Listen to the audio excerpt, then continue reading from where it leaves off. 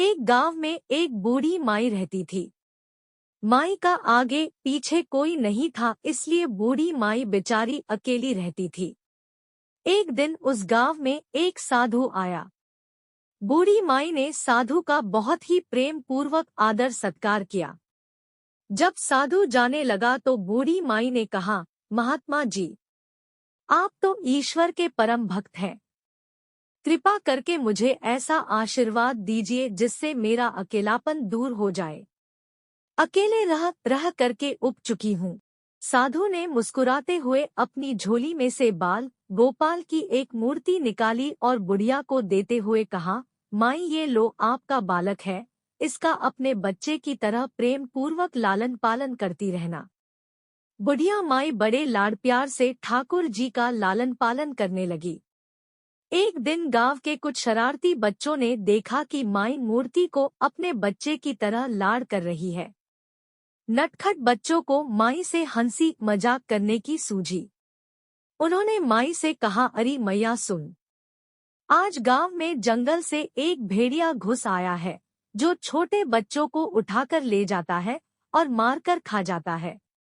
तू अपने लाल का ख्याल रखना, कहीं भेड़िया इसे उठाकर ना ले जाए।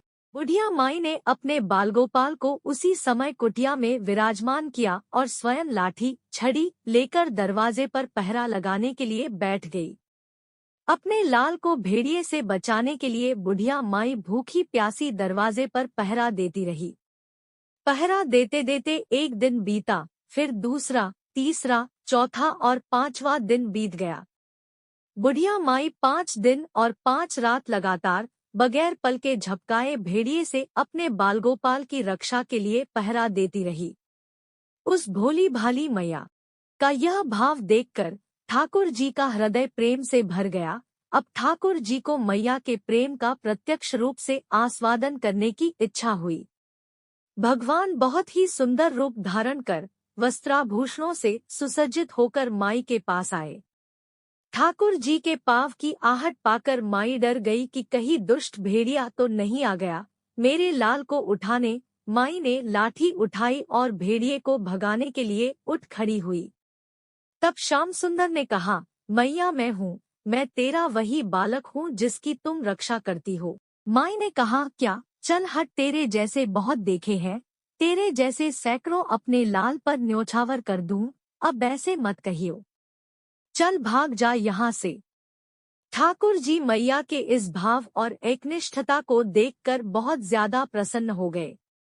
ठाकुर जी मैया से बोले, अरे मेरी भोली मैया, मैं त्रिलोकीनाथ भगवान हूँ, मुझसे जो चाहे वर मांग ले, मैं तेरी भक्ति से प्रसन्न हूँ। बुढ़िया माई ने कहा, अच्छा आप भगवान हो, मैं आपको 100 प्रणाम करती हूँ। कृपा कर मुझे यह वरदान दीजिए कि मेरे प्राण प्यारे लाल को भेड़िया न ले जाए। अब ठाकुर जी और ज्यादा प्रसन्न होते हुए बोले, तो चल मैया, मैं तेरे लाल को और तुझे अपने निज धाम लिए चलता हूँ, वहाँ भेड़िए का कोई भय नहीं है। इस तरह प्रभु बुढ़िया माई को अपने निज धाम ले गए। इस कहानी से शिक्षा मिलती है कि हमें अपने अंदर बैठे ईश्वरीय अंश की काम, क्रोध, लोभ, मोह और अहंकार रूपी भेड़ियों से रक्षा करनी चाहिए। जब हम पूरी तरह से तन्मय होकर अपनी पवित्रता और शांति की रक्षा करते हैं तो एक न एक दिन ईश्वर हमें दर्शन जरूर देते हैं। भगवान को पाने का सबसे सरल मार्ग है भगवान को प्रेम करो, निष्काम प्रेम, जैसे बुढ़िया माई ने किया।